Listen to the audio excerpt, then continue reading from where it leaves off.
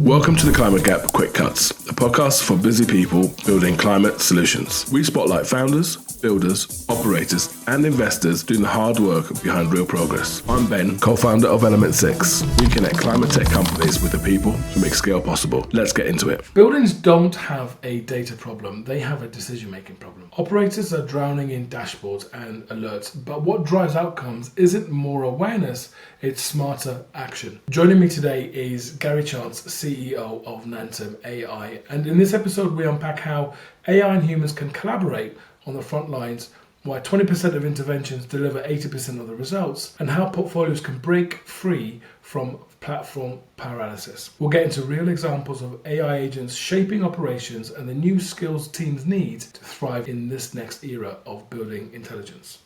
Let's get into it. So Gary, great to have you on the show. Could you give everybody an intro to you and what you're doing? My name is Gary Chance. I'm the CEO of Nantum AI. I've been working in the real estate industry for the last 20 years. And I think the thing that sort of defines that is making data useful for real estate executives. So started my career working my way through college in the IT department of a real estate developer in New York City. After college, I joined a company called BizNow Media, where I worked my way up to be head of digital there, created their real-time analytics platform for advertising, their native advertising department, their creative agency, their digital jobs platform. From there, spent a few years at Disrupt CRE, kind of meeting and learning as much as I could about real estate technologies, and then joined Nantum in 2019, right before COVID that summer. And sort of at Nantum, worked my way from the marketing department, then took over partnerships, then took over sales ops, then took over strategy. And I've been CEO for the last 2 years. Wow, okay, that's a rapid rise. Can't wait to dig into some of your insights. So from data fire holes to real world action, let's start with the obvious one. Buildings are splitting out from data from every direction, it seems, meters, sensors, BMS platforms, but most operators don't want another dashboard. They want something that helps them do their job better. Gary, from your perspective, how do we get from awareness to action without overwhelming the front line? I think over the next 5 years, there are going to be these two major themes. The first is what's called large action networks, which is the idea of, or sorry, large action models, which is the idea of bringing in lots and lots of data from lots of different sources, meaning the individual buildings and the grid, and coalescing to basically make recommendations and optimize buildings. And then the second, I think the biggest thing that's going to happen over the next few years is humans plus AI. So helping humans do their job better. And so the way to look at it, or the way we look at it, is a mixture of human in the loop, meaning a human has to go perform an action within the building, and then human out of the loop. What can be automated within the building's course? And so a good quick example of that is something we call airside system optimization, right? Looking at, for example, logging in and basically pulling in all the data from all the airside systems, your AHUs, your VAVs, RTUs. AI is able to do that and tag them appropriately. And then AI is able to find faults within there. And then humans are then going to go have to actually fix and address those, right? So it's about the collaboration between the two.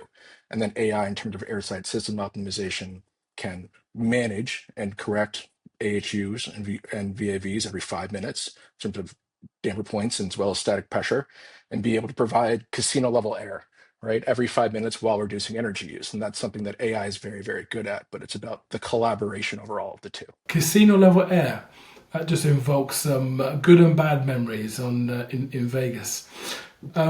So the next thing that we wanted to talk about is this idea of the 80-20 split within smart building impact.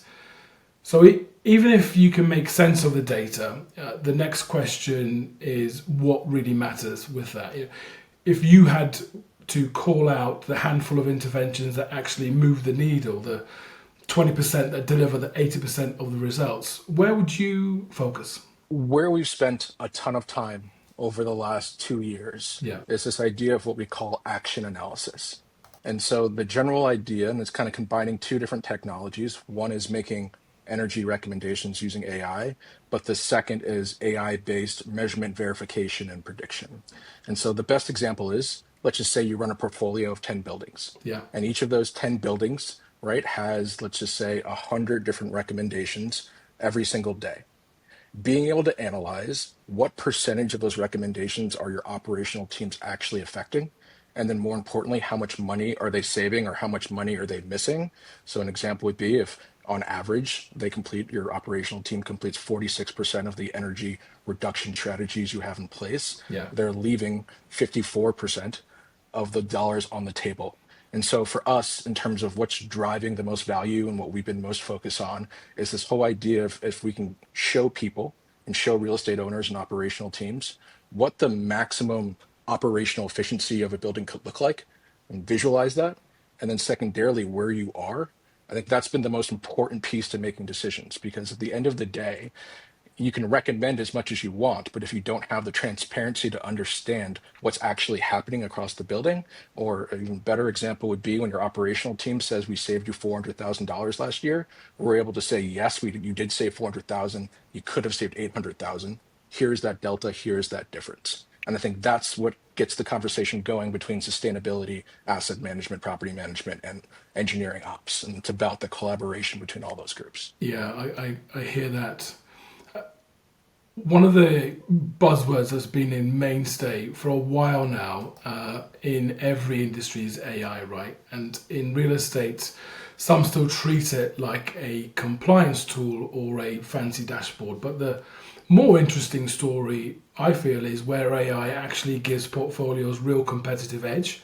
Where do you see the biggest shift and what separates the early winners in your view? Sure. So again, I think examples always work the best. Uh, let's talk about the DC, DMV, DC, Maryland, Virginia area.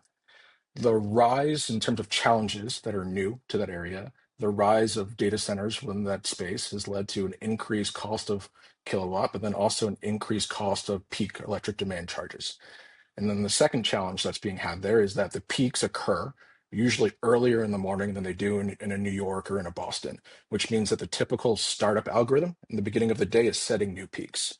So where AI comes in and something we call balanced startup, it's able to look at, okay, in that morning, where are you in your actual billing cycle? And then using that to also adjust of what your startup strategy should be. And so the best example of that is the traditional, I think most industry standard in terms of a morning HVAC startup algorithm says the later you start, the more energy or dollars you save. That's not necessarily true depending on where you are if you're earlier on in your billing cycle. And so being able to, for example, to start way earlier and then coast a little bit, you can actually avoid setting peak demand charges, which are 30 to 70% of your operational bill. And so my point of giving that sort of demonstration is Yeah.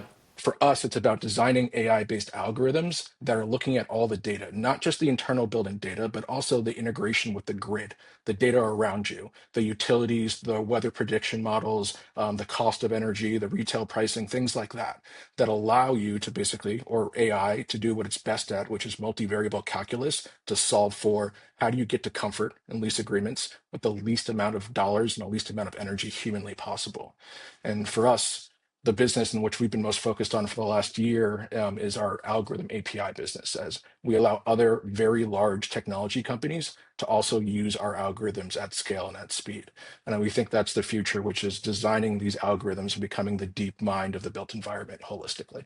Yeah, well, that's an exciting thing to look out for as that continues to develop and get adopted. One thing I hear a lot is automation will replace operators, but in reality, it feels more like the operator's role is being redefined, as you've talked about, not erased. What new skills, decision rights, or ways of working do frontline teams need to thrive in this new environment, do you think? Sure, I think it's around operational transparency. And what I mean by that is it's going to be about the human and the AI next to it. And so one of the things that I preach internally is that the whole idea of Nantum is about, or B2B sales in general, our job is to get our champions and customers promoted. It's about giving them the data that they can share with their bosses and their teams that say, we are hitting these goals, whether it's energy reduction, carbon reduction, usually it's about dollar mitigation, right? Reducing costs. And so when we talk about operational transparency and those skills for the engineering team, it's about, okay, where do we use AI? Where do we lean into it? How do I use that as a competitive advantage? Okay, let's start with the operational day. In the winter, which is coming up, how do I preheat my steam? What's the best recommendation to reduce my peak steam demand charges? Okay.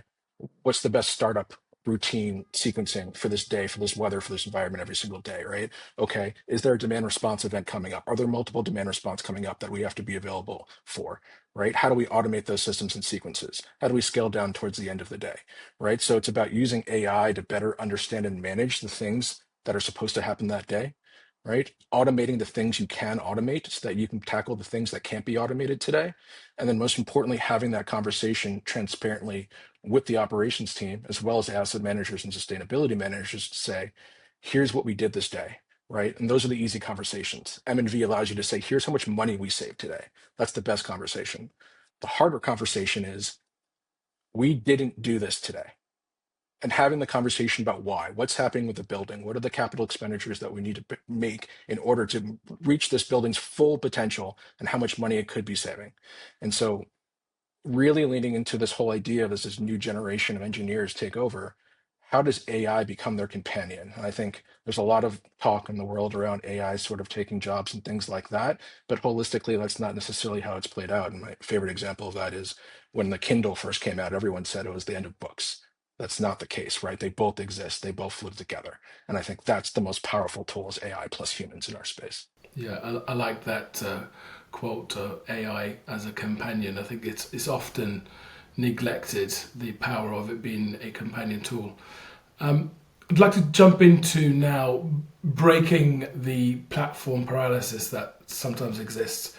The richest data sets are the ones AI can transform the fastest, but silos hold a lot of portfolios back. How do you see owners breaking out of platform paralysis and unifying their data so it's actually ready for AI?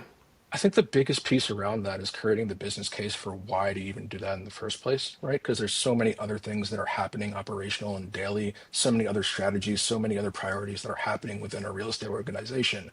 It's about what's the priority, what's the business case for basically pulling together all this data, breaking down the silos, and moving forward in terms of an AI and automation future. And what we found and sort of our mission here product wise is what we call a dollar per square foot. That is our goal.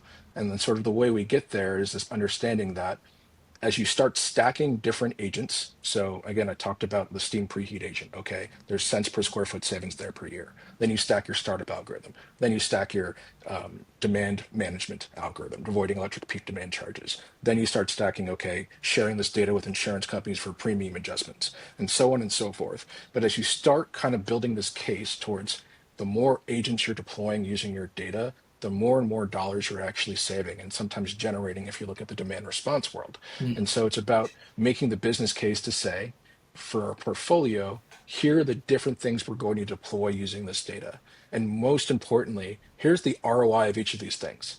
And I think that's what the industry is sort of missing or needing the most. If you go to a lot of the real estate technology events, everyone's talking about AI, everyone's showing chatbots, everyone's showing this stuff, but the question is, what's the actual ROI around it?